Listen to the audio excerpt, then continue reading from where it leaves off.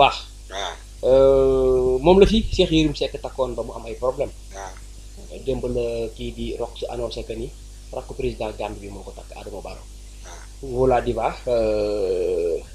ginnaaw bi ko frère président Gambie takkee muy Adama Barrow son excellence ma ngay waaj si Gambie léegi Gambien lay doon.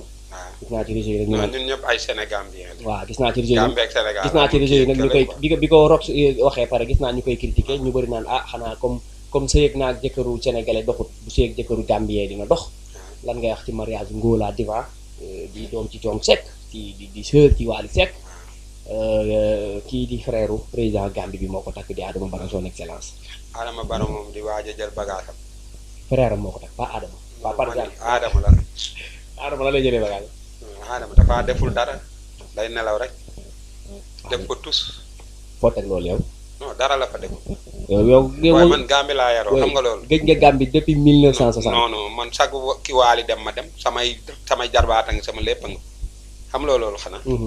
dara la fa deful bay jël kenn di ko takkal jabar di dolli nit ñi.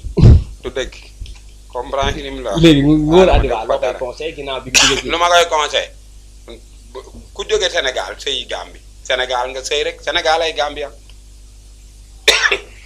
amul dara lu ñu uutale ñun. frère président de président la moom. nga ni. frère président de président. waaw mais président waaw mais président buy waaj a dem de moom saay. mënoon ngaa xaar ba mu dem ba pare. mais baal loolu waaye. baal lan. daa dem ba nga naan waay aja dem. Adama Barrow liggéeyul loolu ngay bañ yow tam. ba ngay bañ kay ñu ngi liggéey baal jàpp. non liggéeyul. Gambie ak Sénégal benn la fii bu fi nit lëjlee day feeñ fële bu fa nit nekkee lëjal leen tamit day feeñ fii liggéeyul nga amalan liggéeyul dégg nga ma ñooñu ñu fal ko muy nelaw rek di continuer kun mbaajam yu baax non yow Adama lu nekkee dafa metti sax mel ni moom foofu quoi yow tam foofu nekkoon naa fa de falaa yaroo de ni mu meloon ak ni mu ko def nii nekkul benn sax wallahi laa la wax comprendre ni mu la wax mais na continuer yàlla baax na. d'accord Ngoola Diba ak critique yi. ngoone yàlla na ko yàlla defal jàmm ak salaam en tout cas daal bu fekkee nopp na waaju nopp ko. kuy sëyi daal lu ma la mën a conseiller demal sëy ak ku la nopp loolu la rek boo sëy ak ku la nopp rek yàgg. d'accord jërëjëf ci mbor yi. jërëjëf yow tam. Jalika Ba Bintu moom la ñu élire meilleur artiste de l'Afrique de l'Ouest démb fële ca Premier devant Viviane Chidid ak Mia Guissé. Jimbor suñu artistes yi jot nañu wax ak ñoom de. kan ay meilleurs artistes de l'Afrique de l'Ouest. waaw ay Guinéens di ko jël ay Maliens. waaw Mia Guissé bokkoon ci ñi ñu présélectionné. waaw te kii présélectionné ñoom ñaar defoon nañ ñoom ñaar benn duo. waaw muy Jalika Ba Bintu. waaw dëkk Guinée. waaw donc moom la ñu élire meilleur artiste de l'Afrique de l'Ouest. mais bi ñuy nommé Viviane di ko jël fu Guinée yi nekkoon. waaw loolu tamit dëgg la de. xoola xam nga la moo bon.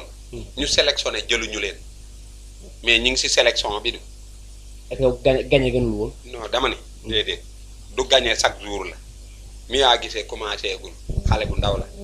Viviane moom trophée sax defe naa war na koo doyal nekk ci leneen.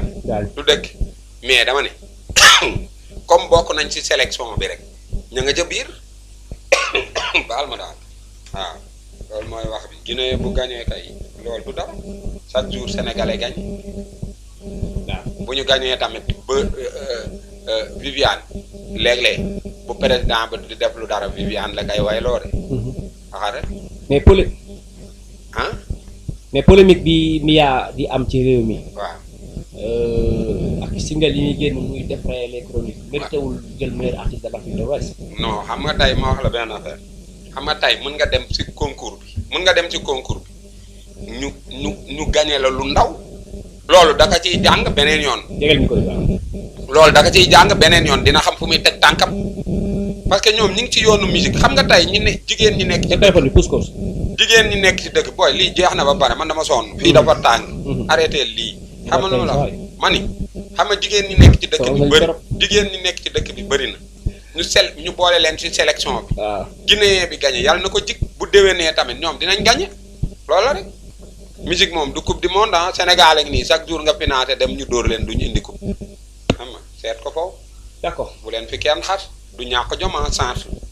xam nga waaw jëli mi ngay wax noonu yaa ma ko wax sax xaw ma turam. ok wax dëgg yàlla. waaw jërëjëf Djimbory kontaan nañu. jërëjëf yow tamit kontaan merci on se donne rendez-vous incha allah lundi. meruma ci jërëjëf.